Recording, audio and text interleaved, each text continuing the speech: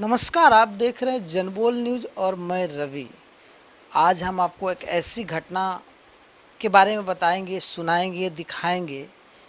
इस लॉकडाउन के दौरान क्या कुछ कितना हद पार कर गए हैं एक नौजवान, एक पिता के ऊपर एक बेटा, जो आप सुनकर आपकी आंखें और दिल जो है दहल जाएगा। इस लॉकडाउन में जहां लोग लोगों की मदद कर रहे हैं घर से निकलकर, वहीं एक पुत्र जो है अपने पिता को किस्सा से घर से निकाल रहा है। हम आपको दास्ता सुनाते हैं, खुद उन्हीं की जुबानी। आइए आपको सुनाते हैं। मेरा नाम रामानंद शर्मा है।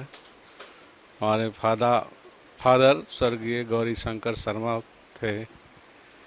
मैं विगत कुछ दिन से मैं बहुत मेहनत मजदूरी करके एक आरा मिल पटना में लगाया था। उससे रात दिन करके मैंने मेहनत करके जलावन कुन्ने ये सारा चीज़ बेच के दो रुपया जमा करके हम अपने बाल बच्चे को पढ़ाया लिखाया। और हमारी 4 बेटियां हैं और 3 बेटा है।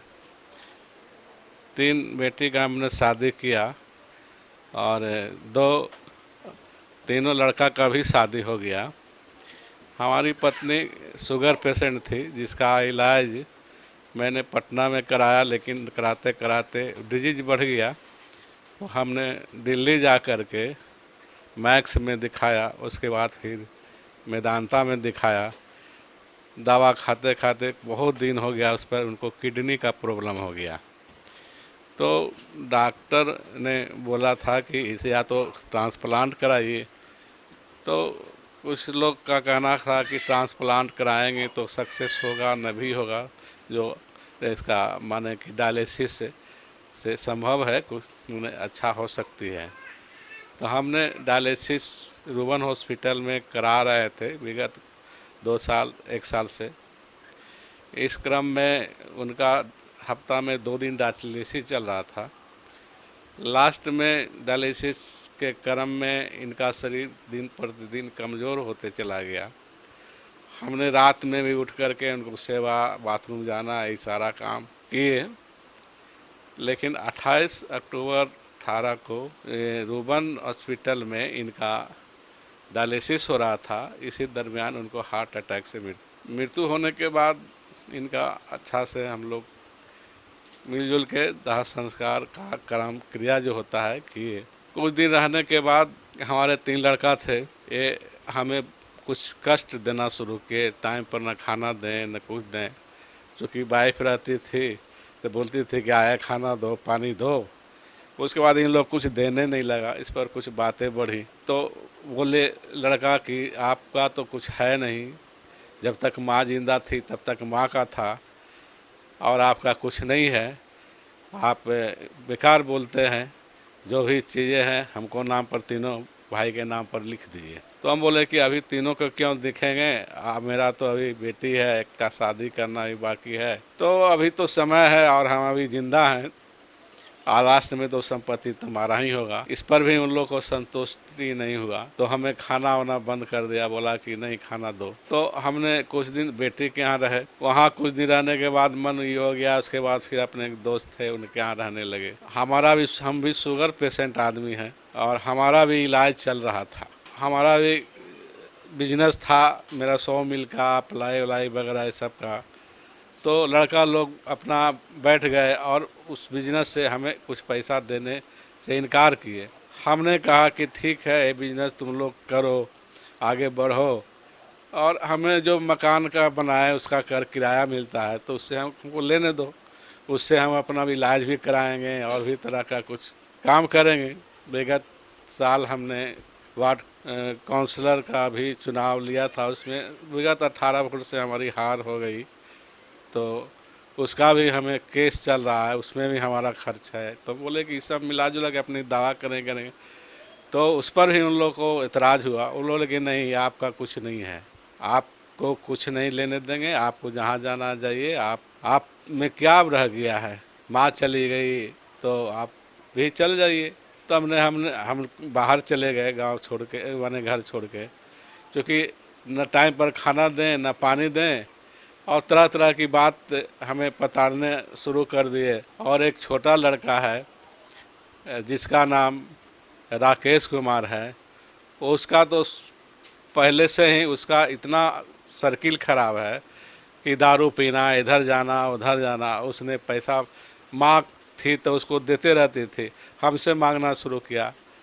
अब हमारे पास न बिजनेस रहा तो पैसा कहाँ से देते। तो इसने बहुत बार बार हमको धमकी देने लगा, 2-4 बार मारपीट भी कर दिया। इसके चलते हमने मैंने पाटलिपुत्रा थाना में भी हम जा कर के अपनी सनहा और केस भी किया, लेकिन उसका भी कोई असर हमें अभी तक नहीं मिला। लास्ट में हम अपने दोस्त के यहाँ थे तो हमारी एक लड़की है जो और छोटा लड़का, उसको ले गया, बुला के लाया। मेरा एक बिजनेस था मायका का, जिससे हमको बिजनेस इन लोग जो माल बिकता था वो पैसा लेकर के नाजायज़ तरीके से उड़ाना शुरू किया।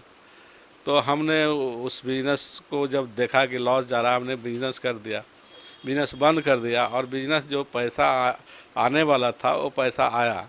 इस पैसा को लेने के लिए उन्होंने हमें गाली गलौज, जहाँ तक है मार पीट, यहाँ तक कि एक दिन की बात है कि सिलेंडर ले आया, जो खाना बनता था उसको ले आया और पहले से लिखा पढ़ी करके रख ले था।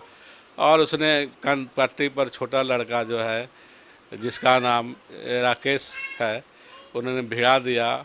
और बड़ा लड़का बोला कि साले के ठोक दो, ये जिंदा रह के क्या करेगा, नहीं लिखता है तो ठोक दो। तो हमने डर के मारे हमसे कागज़ पर लिखा लिया और कागज़ लिखा के बोला चेक बुक कहाँ है, जो पैसा आया है तुम्हारा उस पर तुम दस्तखत करो। उस पर दस्तखत करवा लिया और बोला कि जाओ घर से। हमने डर से घर छोड़ करके अपने दोस्त हैं शिवपुरी में, वहाँ जाके रहने लगे।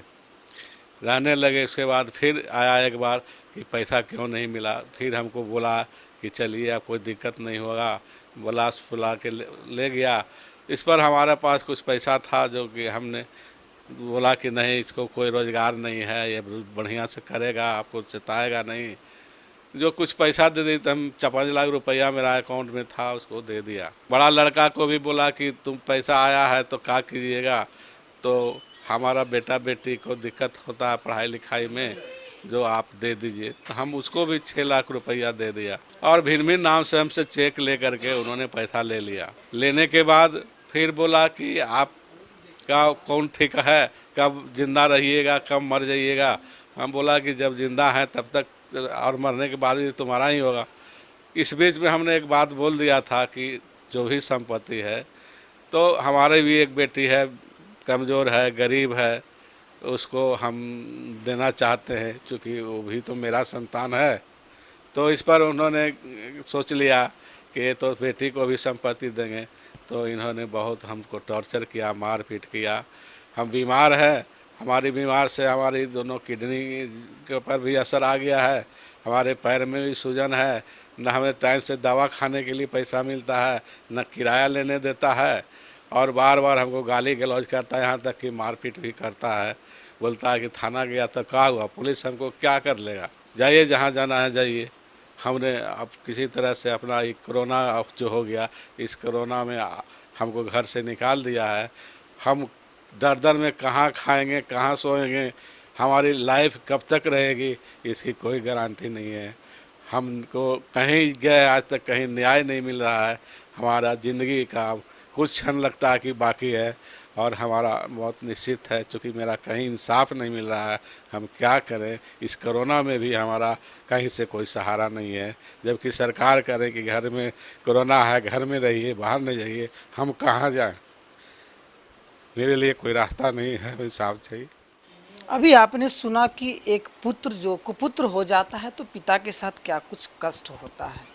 एक पिता ने अपनी दास्ता जो है, एक पत्नी के मरने के बाद पुत्र ने जो उनके साथ किया, वो आपने सुना है। हम भी आग्रह करते हैं सरकार से कि इनको जल्द से जल्द न्याय मिले, ताकि ये अपना जीवन आगे सुख में बिताएं। आगे बने रहिए जनबोल न्यूज़ पे। धन्यवाद।